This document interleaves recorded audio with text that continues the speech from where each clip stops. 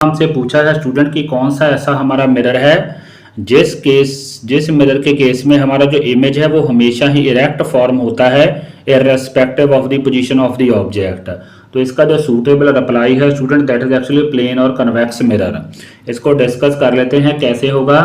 जैसे for example student ये हमारे पास है अगर convex mirror, let's say this is our convex mirror, तो ये है इसका प्रिंसिपल एक्सिस।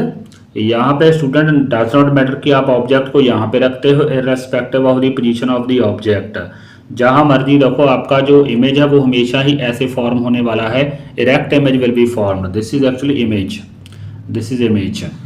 तो same thing will happen actually in case of a plane mirror. Plane mirror के केस में भी ऐसा ही होता है। जैसे फॉर एग्जांपल हमारे घर में जो मिरर होता है दैट इज प्लेन मिरर, तो चाहे स्टूडेंट आप उसके पास करते हो या दूर चले जाते हो इमेज आपका हमेशा ही इरेक्ट बनता है। तो इसका सूटेबल रिप्लाई है आइदर प्लेन और कन्वेक्स मिरर।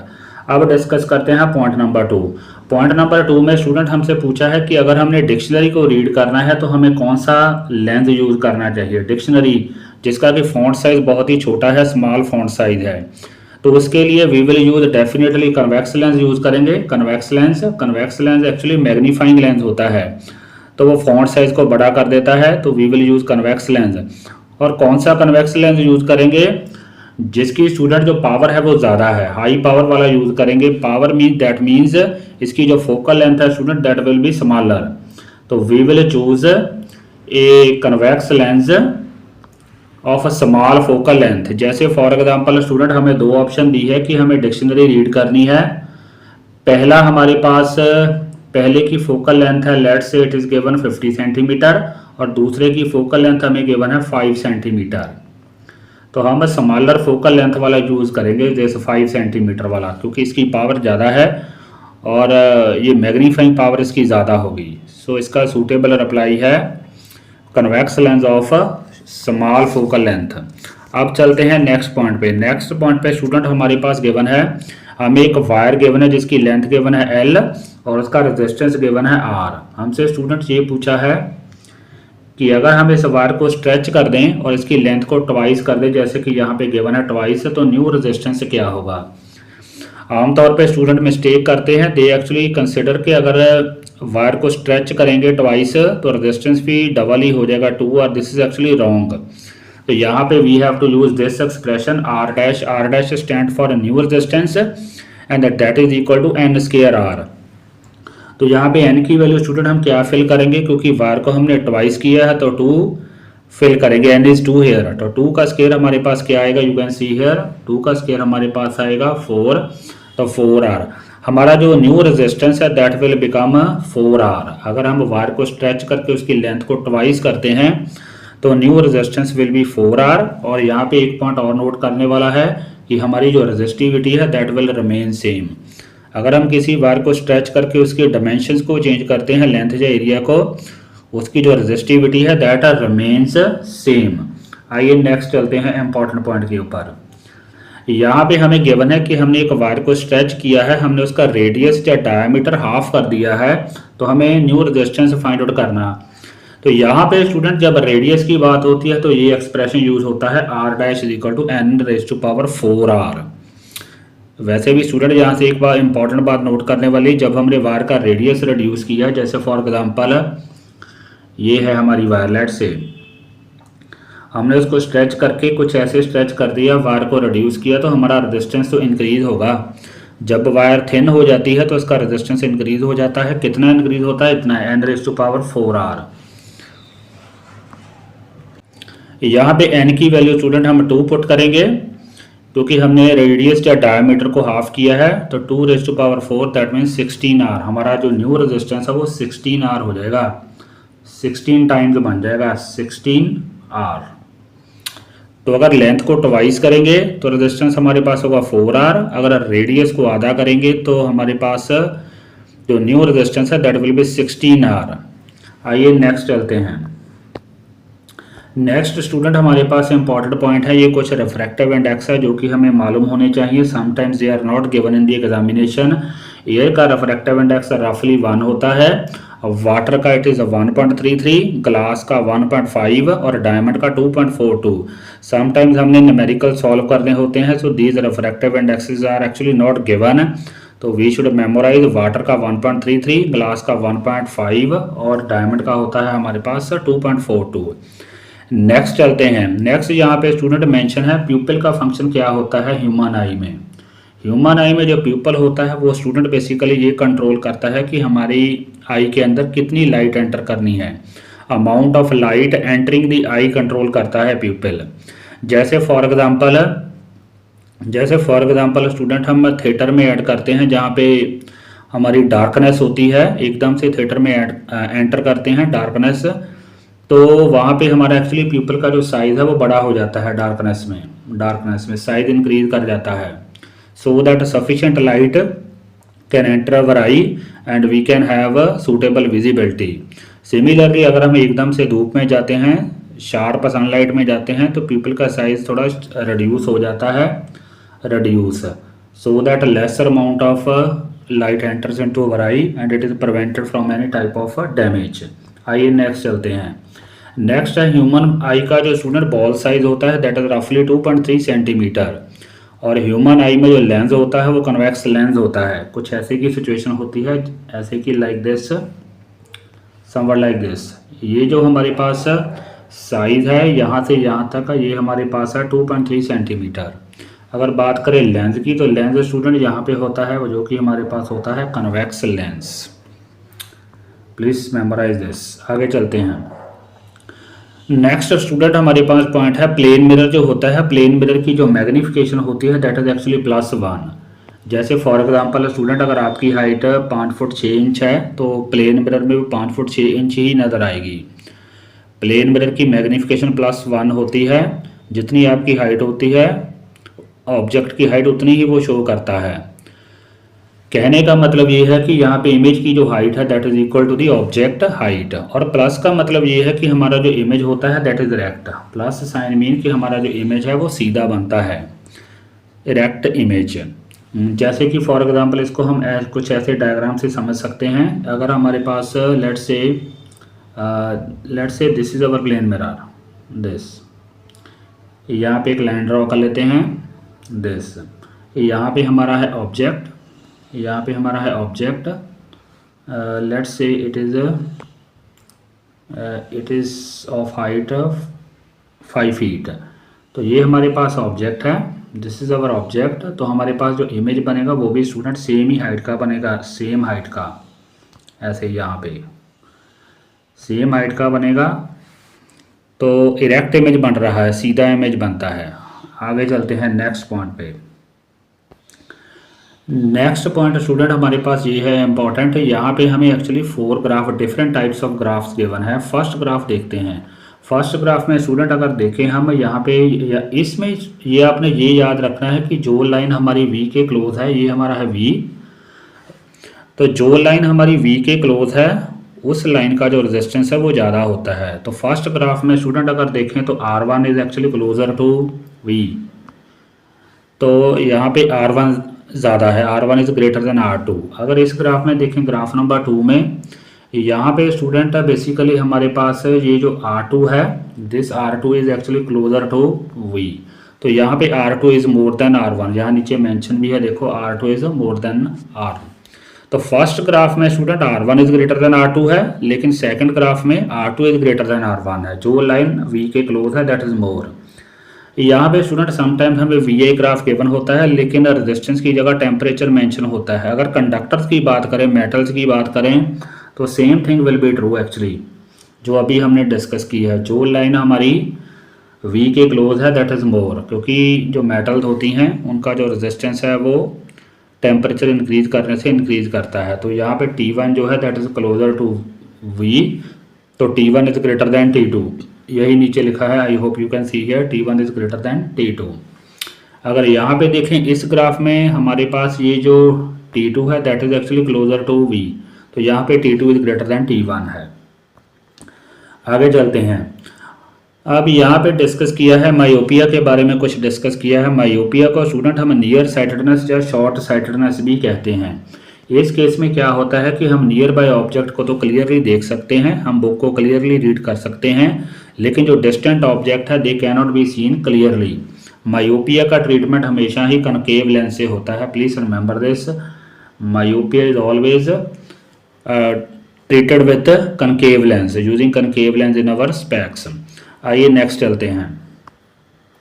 उसके बाद है हाइपरमेट्रोपिया। हाइपरमेट्रोपिया को हम कहते हैं लॉन्ग या फार साइटेडनेस। यहाँ पे हम दूर वाला ऑब्जेक्ट को क्लियरली देख सकते हैं, लेकिन near by objects cannot be seen clearly. जैसे हम अगर बुक प्रॉपरली नहीं रीड कर सकते तो that means we are suffering from hypermetropia, तो उसके लिए हमें यूज क्या करना पड़ेगा, कन्वेक्स लेंस। हाइपरमेट्रोपिया का रिलेशन होता है कन्वेक्स लेंस के साथ और कनकेव लेंस का होता है मायोपिया के साथ। आइए नेक्स्ट पे चलते हैं। यहाँ पे स्टूडेंट एक्चुअली हमें गिवन है, एक ग्राफ गिवन है, हमसे ये पूछा है कि कौन सा जो मीडियम है वो डेंसर है या कौन सा रेयरर है। अगर हम इस ग्राफ को ध्यान से स्टडी करें, ये हमारी है incident ray, this is actually our incident ray, और ये स्टूडेंट हमारी है रिफ्रैक्टेड रे। तो अगर हम रिफ्रैक्टेड रे को देखें, अगर हम डायग्राम को ध्यान से देखें, ये हमारा जो आर एंगल है this is actually less than i, कम है। कहने का मतलब ये है कि हमारी ये जो रिफ्रैक्टेड रे है, this refracted ray, this refracted ray, this is closer to the normal, ये हमारा है normal, this is actually our normal, ये लाइन हमारी नॉर्मल है। तो हमारी ये जो रिफ्रैक्टेड रे है, ये refracted ray is closer to the normal. कहने का मतलब ये है कि हमारी रिफ्रैक्टेड रे नॉर्मल की तरफ बेंड कर गई है। तो नॉर्मल की तरफ तब बेंड करती है जब हमारा मीडियम डेंसर होता है, इसका मतलब बी मीडियम हमारा डेंसर है, क्योंकि डेंसर मीडियम में लाइट नॉर्मल की तरफ बेंड करती है और रेयर में अवे फ्रॉम दी डेंसर। आइए नेक्स्ट चलते हैं। यहाँ पे स्टूडेंट एक्चुअली हमें 3 मीडियम गिवन है, 3 मीडियम। तो यहाँ पे है 1 ए का रिफ्रैक्टिव इंडेक्स, बी का, सी का। हमसे ये पूछा है कि ऑप्टिकल डेंसर कौन सा है, ऑप्टिकल रेयर कौन सा है। जिस मीडियम का रिफ्रैक्टिव इंडेक्स सबसे ज़्यादा है वो ऑप्टिकली डेंसर है, और जिसका सबसे कम है वो ऑप्टिकली रेयर है। तो बी का सबसे ज़्यादा है 1.5, बी का रिफ्रैक्टिव इंडेक्स सबसे ज़्यादा है तो ऑप्टिकली डेंसर है, और सी का सबसे कम है 1.05। तो सी हमारा यहाँ पे ऑप्टिकली रेयर है और बी हमारा ऑप्टिकली डेंसर है। Greater is the refractive index, more is the optical density of the medium. अब चलते हैं नेक्स्ट पॉइंट के ऊपर। नेक्स्ट स्टूडेंट यहाँ पे हमारे पास ये है कि हमें एक्चुअली एक मीडियम का रिफ्रैक्टिव इंडेक्स गिवन है, ग्लास का रिफ्रैक्टिव इंडेक्स गिवन है 1.5। तो हमसे ये पूछा है कि ग्लास में लाइट की स्पीड कितनी होगी। यहाँ पे student we will actually use this expression v is equal to c/n। तो c की वैल्यू तो हमारे पास स्टैंडर्ड होती है 3 × 10⁸, n की वैल्यू 1.5। सॉल्व करेंगे तो हमारे पास ये स्पीड आ जाएगी ग्लास में 2 × 10⁸ मीटर/सेकेंड।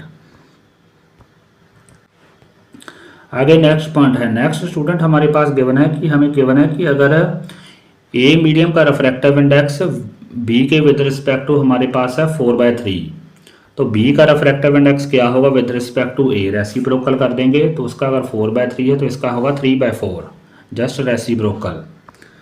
अब चलते हैं नेक्स्ट पॉइंट के ऊपर। नेक्स्ट पॉइंट स्टूडेंट ये है कि जो कनकेव मिरर होता है उसको हम कनकेव मिरर और जो कन्वेक्स लेंस है ये दोनों ही हमारे कन्वर्जिंग इन नेचर होते हैं, concave mirror and convex lens. अगर बात करें ऑपोजिट की, कन्वेक्स मिरर और कनकेव लेंस हमारे होते हैं डाइवर्जिंग इन नेचर, डाइवर्जिंग, ये हमारे हैं डाइवर्जिंग और ये हमारे हैं कन्वर्जिंग इन नेचर। समटाइम्स हमें न्यूमेरिकल गिवन होता है मिरर या लेंस का, वहाँ पे कनकेव कन्वेक्स नहीं लिखा होता, वहाँ पे कन्वर्जिंग डाइवर्जिंग लिखा होता है। तो यहाँ से हम समझ सकते हैं अगर कन्वर्जिंग लेंस लिखा है तो न्यूमेरिकल हमारा कन्वेक्स लेंस का है, अगर डाइवर्जिंग लेंस लिखा है तो कनकेव लेंस का न्यूमेरिकल है। अब चलते हैं रेनबो फॉर्मेशन। रेनबो फॉर्मेशन में ये 3 फिनोमेना काफ़ी काम करते हैं। कौन कौन से? Dispersion of light, internal reflection और refraction, these 3 important. Dispersion of light, इसको इंटरनल रिफ्लेक्शन या समटाइम्स टोटल इंटरनल रिफ्लेक्शन भी कहते हैं, और reflection of light, these 3 phenomena are responsible for a rainbow formation. आगे चलते हैं, ये काफ़ी इंपॉर्टेंट पॉइंट है। जो रिफ्लेक्शन ऑफ लाइट होती है, लाइट की एक्चुअली 3 इंपॉर्टेंट प्रॉपर्टीज होती हैं, स्पीड, फ्रीक्वेंसी और वेवलेंथ। स्पीड, फ्रीक्वेंसी और वेवलेंथ। तो अगर बात करें रिफ्लेक्शन ऑफ लाइट में, रिफ्लेक्शन ऑफ लाइट में स्टूडेंट तीनों ही अनचेंज रहती हैं, स्पीड, फ्रीक्वेंसी एंड वेवलेंथ। लेकिन अगर बात करें रिफ्रैक्शन ऑफ लाइट की, रिफ्रैक्शन ऑफ लाइट में स्टूडेंट ऐसा नहीं होता। रिफ्रैक्शन ऑफ लाइट में हमारी जो फ्रीक्वेंसी है वो तो अनचेंज रहती है, जबकि स्पीड और वेवलेंथ चेंज हो जाती है। तो एक बार फिर से रिकॉल कर लेते हैं। रिफ्लेक्शन ऑफ लाइट फिनोमेना में तीनों क्वांटिटीज़ हमारी अनचेंज रहती हैं, लेकिन रिफ्रैक्शन ऑफ लाइट फिनोमेना में हमारी जो फ्रीक्वेंसी है वो अनचेंज रहती है, चेंज नहीं होती, लेकिन स्पीड और वेवलेंथ दोनों ही चेंज हो जाते हैं। अब चलते हैं नेक्स्ट पॉइंट के ऊपर। यहाँ पे स्टूडेंट एक्चुअली हमें 3 मीडियम गिवन है ABC। हमसे ये पूछा है कि लाइट की स्पीड ग्रेटेस्ट किस में होगी और लीस्ट किस में होगी। सिंपल वैसे स्टूडेंट हम ऐसे मेमोराइज कर सकते हैं, डेंसर मीडियम में स्पीड कम होती है, रेयर में ज़्यादा। पहले आइडेंटिफाई करते हैं सबसे डेंसर कौन सा है। आई होप कि डेंसर ये है, क्योंकि इसका रिफ्रैक्टिव इंडेक्स सबसे ज़्यादा है, तो ये डेंसर है, इसमें स्पीड कम लीस्ट होगी। ए में स्पीड हमारी होगी लीस्ट लाइट की। और रेयर कौन सा है, ये रेयर है स्टूडेंट सबसे, तो इसमें फास्टेस्ट लाइट मूव करेगी, फास्टेस्ट सी में फास्टेस्ट, और ए में मूव करेगी स्लोएस्ट। डेंसर में स्लोएस्ट और रेयर में फास्टेस्ट। यहाँ पे स्टूडेंट नेक्स्ट पॉइंट हमारे पास है कि जो हपेक मटेरियल होते हैं, जैसे कि फॉर एग्जांपल क्ले है, इनको हम लेंस बनाने के लिए यूज़ नहीं कर सकते, क्योंकि लेंस में हमारा रिफ्रैक्शन ऑफ लाइट फिनोमेना होता है और उसके लिए हमें ट्रांसपेरेंट मटेरियल की ही ज़रूरत है, नॉट एन ओपेक मटेरियल। आइए नेक्स्ट चलते हैं। नेक्स्ट है हमारे पास, यहाँ पे एक्चुअली ये रिप्रेजेंट किया है कि जो कन्वेक्स लेंस होता है वो मैग्नीफाइंग लेंस कब काम करता है। मैग्नीफाइंग लेंस स्टूडेंट तब काम करता है, उसके लिए ये कंडीशन है कि हमारा ये जो ऑब्जेक्ट है, दिस ऑब्जेक्ट, ये O और F के बीच होना चाहिए, ऑप्टिकल सेंटर और F के बीच होना चाहिए, then it will act as magnifying lens. This is the condition. आगे चलते हैं नेक्स्ट है हमारे पास 3 तरह के मिरर होते हैं, प्लेन, कनकेव और कन्वेक्स। 3 तरह के मिरर हैं। अगर इमेज की बात करें स्टूडेंट, जो प्लेन मिरर है वो हमारे पास इमेज फॉर्म करता है virtual, plane mirror virtual image form करता है। सिमिलरली कन्वेक्स मिरर भी वर्चुअल इमेज फॉर्म करता है, और कनकेव मिरर भी वर्चुअल इमेज ही फॉर्म करता है। तीनों ही वर्चुअल इमेज फॉर्म कर सकते हैं, प्लेन, कनकेव और कन्वेक्स। लेकिन अगर यहाँ मिरर की बात हो रही है, लेकिन अगर रियल इमेज की बात करें तो रियल इमेज स्टूडेंट सिर्फ और सिर्फ कनकेव मिरर ही फॉर्म कर सकता है। तो वर्चुअल इमेज तीनों फॉर्म करते हैं या कर सकते हैं, लेकिन real image is formed only by concave mirror. आइए नेक्स्ट पॉइंट पे चलते हैं। नेक्स्ट पॉइंट है जो कन्वेक्स मिरर होता है, that is actually used as rear view mirror in vehicles. Convex mirror, तो रियर व्यू मिरर यूज़ करते हैं, क्यों? क्योंकि स्टूडेंट इसका जो फील्ड ऑफ व्यू है काफ़ी ज़्यादा होता है, फील्ड ऑफ व्यू, और इमेज हमेशा ही इरेक्ट बनता है इसमें। डज नॉट मैटर कि ऑब्जेक्ट हमारा कितने डिस्टेंस पे है। For example if you are driving your 2 wheeler या 4 व्हीलर, उसकी साइड पे जो मिरर होता है दैट इज़ कन्वेक्स मिरर। तो पीछे जो ऑब्जेक्ट आ रहा है, जैसे ट्रक आ रहा है, तो आपको हमेशा सीधा ही नज़र आएगा, चाहे वो पास है या दूर है। और number of vehicle student simultaneously जो पीछे आ रहे हैं, they can be seen. Simultaneously कहने का मतलब फील्ड ऑफ व्यू ज़्यादा है। यहाँ पे स्टूडेंट हमसे ये पूछा है कि अगर हमारे पास एक लेंस है, उस लेंस को हम आधा, if a lens is covered partially with cloth, तो क्या होगा, what will happen, image form होगा या नहीं होगा। इमेज स्टूडेंट कंप्लीट ही होगा, इमेज कंप्लीट इमेज फॉर्म होगा, कंप्लीट इमेज फॉर्म होगा, लेकिन थोड़ा सा वो लेस इंटेंस, उसकी ब्राइटनेस कम होगी। Complete image will be formed with less intensity. This is very much important, क्योंकि स्टूडेंट अगर हमने आधा उसको कवर भी कर दिया, बाकी का जो रेस्ट ऑफ द पार्ट है that will surely form the complete image, लेकिन उसकी जो इंटेंसिटी या ब्राइटनेस है वो कम हो जाएगी। अब चलते हैं नेक्स्ट पॉइंट के ऊपर। नेक्स्ट पॉइंट में है स्टूडेंट कि अगर हम एक मिरर को पानी में डिप कर दें तो व्हाट विल हैपन। अगर मिरर या लेंस को, अगर तो मिरर को हम डिप करते हैं तो इसकी जो फोकल लेंथ है दैट विल रिमेन सेम, कोई फ़र्क नहीं पड़ेगा, क्योंकि हमारे पास एक्सप्रेशन होता है F = R/2। तो R तो चेंज नहीं होगी पानी में डिप करके, रेडियस ऑफ कर्वेचर चेंज नहीं होगा, इसलिए F भी सेम ही रहेगी, मिरर की सेम रहेगी। अगर बात करें स्टूडेंट लेंस की,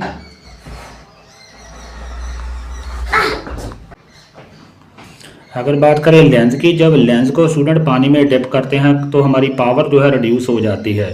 पावर रिड्यूस का मतलब है कि हमारी जो फोकल लेंथ है वो बढ़ जाती है। प्लीज़ मेमोराइज दिस, मिरर की एफ सेम रहती है लेकिन लेंस की एफ काफ़ी बढ़ जाती है क्योंकि उसकी पावर जो है कम हो जाती है। आइए नेक्स्ट पे चलते हैं। अगर प्लेन मिरर की बात करें, प्लेन मिरर में स्टूडेंट उसकी जो एफ होती है that is infinite, focal length होती है इन्फिनाइट होती है। लेकिन अगर पावर की बात करें, पावर स्टूडेंट जीरो होती है प्लेन मिरर की। Very interesting, power of plane mirror is zero जबकि फोकल लेंथ होती है हमारी इनफाइनाइट। आगे चलते हैं। यहाँ पे स्टूडेंट है कि ड्यूरिंग सनराइज या सनसेट हमारा जो सन है वो रेड क्यों नज़र आता है, क्या उसका पीछे का लॉजिक क्या है? असल में वो उसका रीज़न ये है कि हमारा जो रेड कलर है उसकी वेवलेंथ सबसे ज़्यादा है and that is the least scattered. This is the brief reason. तो क्योंकि ड्यूरिंग सनसेट और सनराइज हमारा सन यहाँ पे होता है जहाँ रिप्रेजेंट किया है हॉरिजन पे, तो काफ़ी ज़्यादा डिस्टेंस लाइट को ट्रैवल करना पड़ता है। यहाँ पे मेंशन है light travel the longer distance. तो बाकी तो कलर स्कैटर हो जाते हैं क्योंकि रेड की वेवलेंथ ज़्यादा होने के कारण it is the least scattered. तो हमारा जो सन है दैट अपीयर्स रेड। आगे चलते हैं। ये न्यूमेरिकल स्टूडेंट हमने नंबर ऑफ टाइम डिस्कस किया है। यहाँ पे हमने स्नेल्स लॉ लगाना है। स्नेल्स लॉ लगाने के लिए यहाँ पे हमें पहले पता होना चाहिए आई कितना है और R, sine I over sine R use करना है।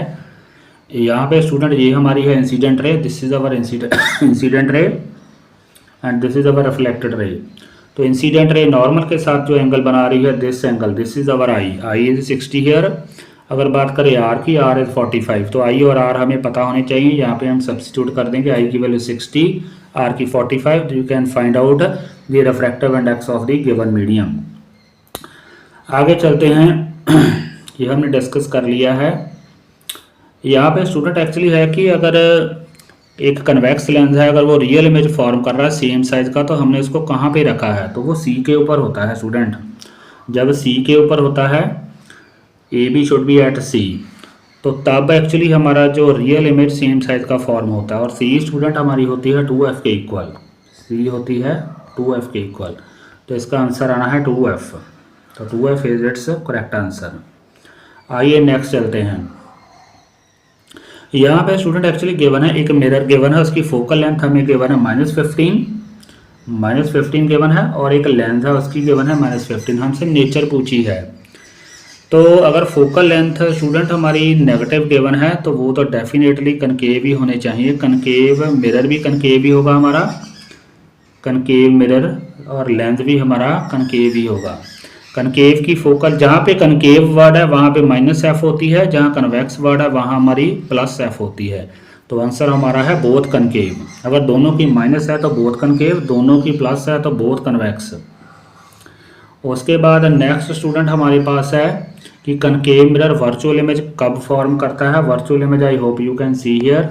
तो वर्चुअल इमेज फॉर्म करने की कंडीशन क्या है कि ये हमारा जो ऑब्जेक्ट है सी और पी के बीच होना चाहिए, पी और एफ के बीच होना चाहिए, सॉरी पी और एफ के बीच है, फोकस और पोल ऑफ द मिरर के बीच। आइए नेक्स्ट पे चलते हैं। नेक्स्ट स्टूडेंट हमारे पास है, नेक्स्ट डिस्कस करते हैं। नेक्स्ट इंपॉर्टेंट पॉइंट है, हमें गिवन है पावर गिवन है 1.5 गिवन है, हमें एफ फाइंड आउट करनी है। तो इस केस में we should use this expression 100/p। यहाँ p की वैल्यू 1.5 सब्स्टिट्यूट करेंगे, we can find out, make a calculation 67 centimetre. तो f हमारी 100/p आएगी। अब चलते हैं नेक्स्ट पॉइंट के ऊपर। ये काफ़ी इंपॉर्टेंट है, एप्लीकेशन पॉइंट ऑफ व्यू है। सोलर कुकर में या सोलर फर्नेस में हम कनकेव मिरर यूज़ करते हैं। सोलर, जहाँ सोलर वर्ड है वहाँ हमेशा ही कनकेव मिरर आना है।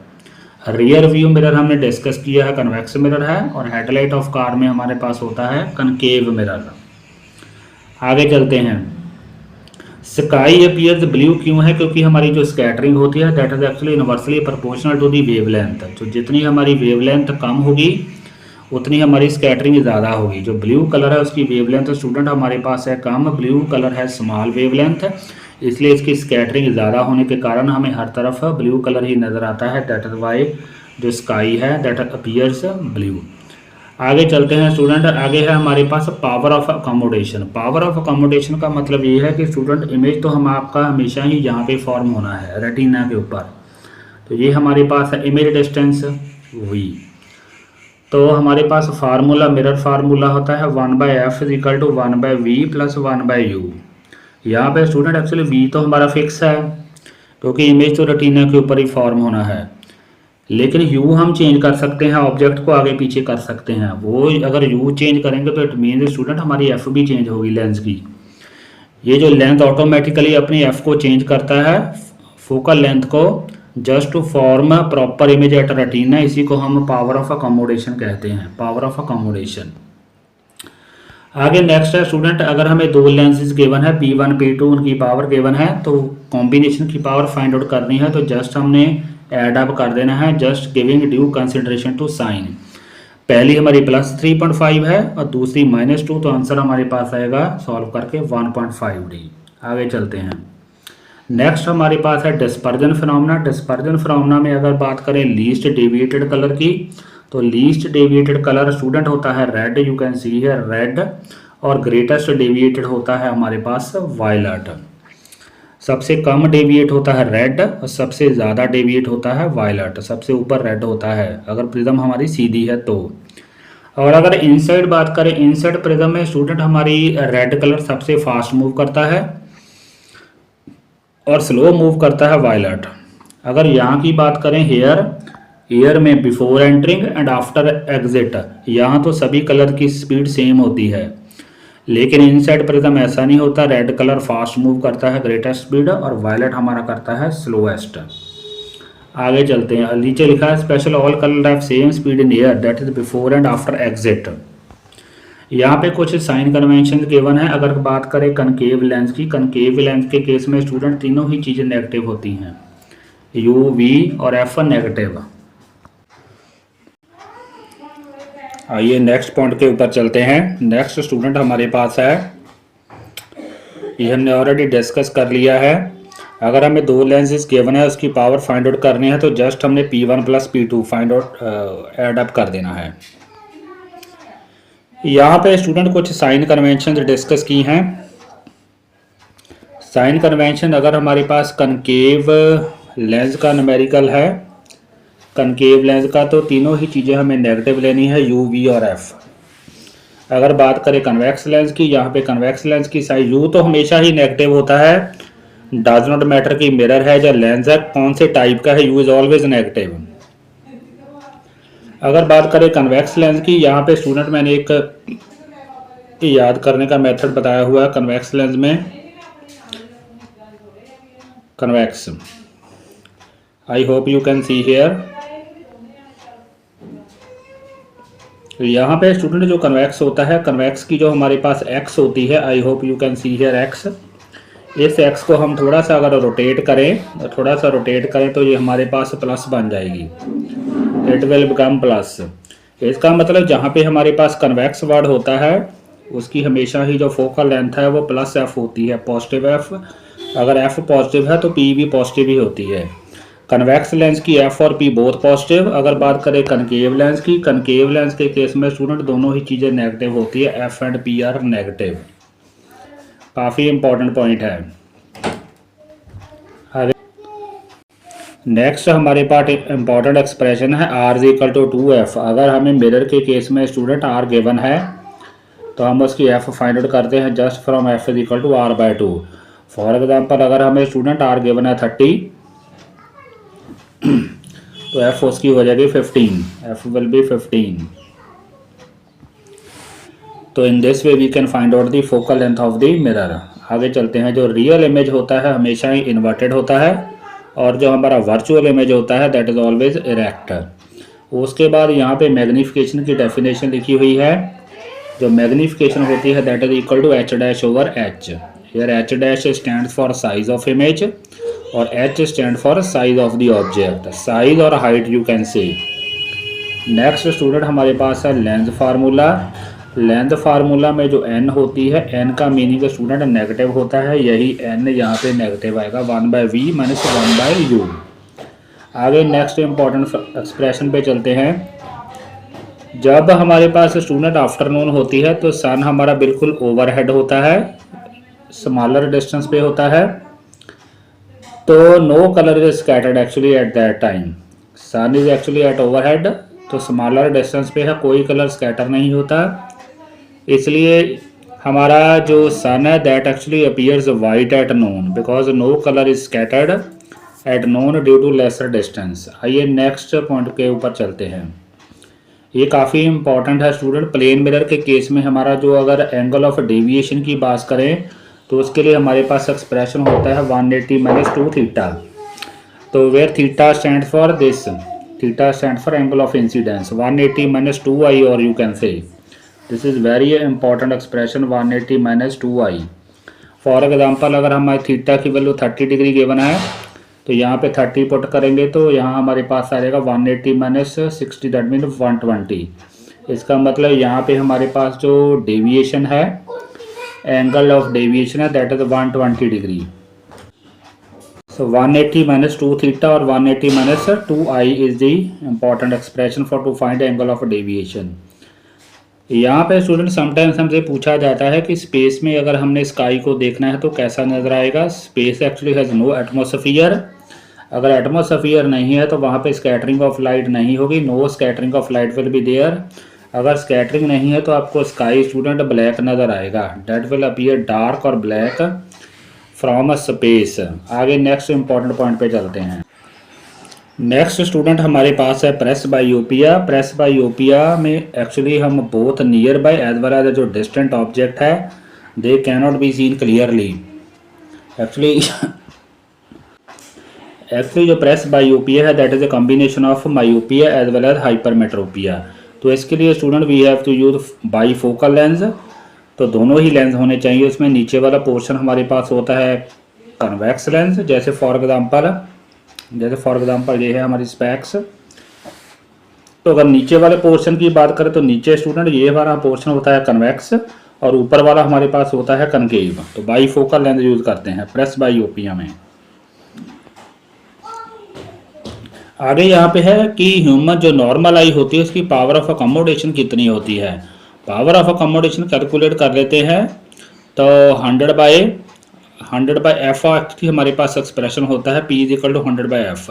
यहाँ पे F की वैल्यू 25 फिल कर देते हैं तो 4D आएगी हमारे पास power of accommodation. 4D is the power of accommodation of normal eye. आगे नेक्स्ट चलते हैं। नेक्स्ट स्टूडेंट यहाँ पे है कि अगर एक स्टूडेंट है वो लास्ट बेंच पे बैठा है एंड वो ब्लैक बोर्ड को क्लियरली रीड नहीं कर सकता तो कौन सा डिसीज़ है। इसका मतलब जो ब्लैक बोर्ड है वो डिस्टेंट ऑब्जेक्ट है, उसके लिए डिस्टेंट ऑब्जेक्ट की प्रॉब्लम है तो that means he is suffering from myopia definitely. तो कनकेव लेंस उसको यूज़ करना चाहिए, कनकेव लेंस। आगे चलते हैं नेक्स्ट। यहाँ पे स्टूडेंट है जनरली हमसे पूछा जाता है कि जो स्टार्स है वो ट्विंकल करते हैं लेकिन प्लैनेट्स ऐसे ट्विंकल नहीं करते, क्योंकि जो प्लैनेट्स होते हैं they are actually closer to Earth, big in size होते हैं। तो जो प्लैनेट्स है they actually act as a group of point sources, तो therefore they actually cancel twinkling effect of each other. एक दूसरे का जो ट्विंकलिंग इफेक्ट है वो कैंसिल कर देते हैं, that is why they do not twinkle. आगे है स्टूडेंट जो डेंजर सिग्नल है वो रेड हम क्यों बनाते हैं, क्योंकि जो रेड कलर होता है उसकी वेवलेंथ ज़्यादा होने के कारण that actually scatter the least. उसके बाद है ह्यूमन आई में इमेज कैसा फॉर्म होता है, कन्वेक्स लेंस होता है। तो हमारा जो इमेज फॉर्म होता है real and inverted image form होता है ह्यूमन आई में रेटिना के ऊपर। आगे स्टूडेंट है ह्यूमन आई में दो इंपॉर्टेंट पॉइंट्स होते हैं जिनको स्पॉट्स, जिनको येलो या ब्लाइंड स्पॉट भी कहते हैं। ट्विंकलिंग ऑफ स्टार क्यों होता है, that is actually multiple refraction of light, क्योंकि जब हमारी लाइट स्टूडेंट अर्थ में एंटर करती है स्टार से तो रास्ते में हमारी डिफरेंट लेयर्स होती हैं। जैसे फॉर एग्जांपल ऐसी सिचुएशन है, ये हमारी है अर्थ, यहाँ समवेयर हमारा स्टार है, यहाँ पे वी आर हैविंग स्टार। तो यहाँ पे student actually there are 5 atmospheric layers. तो यहाँ पे मल्टीपल रिफ्रैक्शन होती है लाइट की, समवट लाइक दिस, क्योंकि ये लेयर जो है इनकी रिफ्रैक्टिव इंडेक्स अलग अलग है, तो इसलिए हमें मल्टीपल पोजीशंस नज़र आती हैं, therefore they appears to be twinkle. आगे है कि ह्यूमन आई में स्टूडेंट न्यूअर पॉइंट जो होता है दैट इज 25 सेंटीमीटर, रिमेंबर करना है आपने, जिसको कि हम least distance of distinct vision भी कहते हैं। नियर पॉइंट इज 25 सेंटीमीटर अगर फार पॉइंट की बात करें तो that is actually infinity. Human eye में जो मोस्ट ऑफ द रिफ्रैक्शन है that actually happens at cornea, not at convex lens, that actually happens at cornea of the human eye. Plane mirror में student जो phenomena lateral inversion होता है वो क्या होता है, वो लेफ्ट वाली चीज़ राइट में होती है और राइट वाली लेफ्ट पे नज़र आती है। इसलिए हमारा जो एम्बुलेंस है, एम्बुलेंस में हमें कुछ ऐसे वर्ड्स लिखे होते हैं क्योंकि प्लेन मिरर में लेटरल इन्वर्जन फिनोमेना होता है। आगे चलते हैं, क्योंकि अगर हम suppose you are driving a vehicle और पीछे एम्बुलेंस आ रही है तो हमारी गाड़ी के अंदर जो मिरर होता है वो प्लेन मिरर होता है। अगर हम उसमें से देखेंगे तो एम्बुलेंस हमें सीधा नज़र आएगा, सीधा ऐसे एम्बुलेंस। इसलिए एम्बुलेंस के आगे इसको लिटरली नवाट करके लिखते हैं। आगे है हमारा Fleming's left hand rule. Fleming's left hand rule में स्टूडेंट हमारी जो फर्स्ट फिंगर है वो फील्ड की डायरेक्शन में होनी चाहिए, मैग्नेटिक फील्ड की डायरेक्शन में। मिडल फिंगर होनी चाहिए करंट की डायरेक्शन में। तो थंब हमारा क्या बताएगा, that will actually tell you the direction of the force. Left hand के तीनों परपेंडिकुलरली हेल्ड करने हैं। आगे चलते हैं। यहाँ पे हमें एक बल्ब गिवन है 100 to 20 वोल्ट का, हमें कैलकुलेट पावर कैलकुलेट करनी है when it is connected to 110 volt. यहाँ पे सबसे पहले हम बल्ब का रेजिस्टेंस फाइंड आउट करेंगे R इक्वल टू V²/P से। यहाँ V की वैल्यू पुट करेंगे 220 और पावर हमारे 100 गिवन है, तो सॉल्व करेंगे, रेजिस्टेंस हमारे पास आ जाएगा 484 ओम। उसके बाद फिर न्यू पावर कैलकुलेट करेंगे। वहाँ पे स्टूडेंट हम क्या करेंगे, वहाँ पे हम वोल्टेज सब्स्टिट्यूट करेंगे 110² और रेजिस्टेंस 484, तो न्यू हमारे पास पावर आ जाएगी 25 वाट। तो न्यू पावर हमारे पास 110 वोल्ट पे पावर हमारे पास आएगी 25 वाट। कन्वेक्स मिरर को हम ड्राइवर मिरर भी कहते हैं। कन्वेक्स मिरर में स्टूडेंट जो मैग्नीफिकेशन होती है that is always less than 1, image छोटा बनता है। अगर हमने बहुत बड़े ऑब्जेक्ट का इमेज जैसे फॉर एग्जांपल कुतुब मीनार या ताजमहल का फुल साइज इमेज देखना है तो convex mirror is recommended. Convex mirror में हम देख सकते हैं full size image of a very large object. Next student हमारे पास है कि जब लाइट ऑप्टिकली रेयर से ऑप्टिकली डेंसर में एंटर करती है तो उसकी जो वेलोसिटी है वो कम हो जाती है, velocity reduces. Next important point है, जब हमारी रे किसी सरफेस के ऊपर ऐसे परपेंडिकुलरली फॉल करती है तो इस केस में हमारा जो आई होता है that is actually 0 not 90 degree, I is 0 here, क्योंकि हम एंगल नॉर्मल के साथ मेजर करते हैं। ग्लास स्लैब में स्टूडेंट आई और आर दोनों ही इक्वल होते हैं, क्योंकि हमारी दिस आई और आर इक्वल होते हैं, क्योंकि हमारी इंसिडेंट रे और emergent ray they are actually parallel to each other. आगे चलते हैं। मायोपिया के रीजन मेंशन है। मायोपिया के दो रीजन है, increase in eye ball size, decrease in focal length. जैसे फॉर एग्जांपल ये हमारे पास है अगर आई बॉल साइज, तो अगर उसका साइज स्टूडेंट कुछ ऐसे बढ़ जाए समवट लाइक दिस, ऐसे है ओरिजिनल साइज, अगर ऐसे बढ़ जाए लाइक दिस ऐसे, तो that is the reason of myopia, focal length कम हो जाए और साइज और बाल। आगे है student droplets in fog. Fog में विजिबिलिटी क्यों नहीं होती, क्योंकि फॉग की जो ड्रॉपलेट्स होती है वो लाइट को स्कैटर कर देती है। Scattering of light is responsible for this. Fog की जो ड्रॉपलेट्स है दे स्कैटर लाइट है, therefore less visibility is there. आगे चलते हैं। एडवांस सनसेट और सनराइज, हमारा day student remember that becomes longer by 4 minutes. अब नेक्स्ट पॉइंट है कि अगर हम प्रिज्म में से किसी प्रिज्म में से मोनोक्रोमेटिक लाइट पास करें तो what will happen, no dispersion will take place है, क्योंकि उसके लिए तो हमारे पास वाइट लाइट होनी चाहिए कंसिस्टिंग ऑफ 7 कलर। तो monochromatic light mean light of a single wavelength.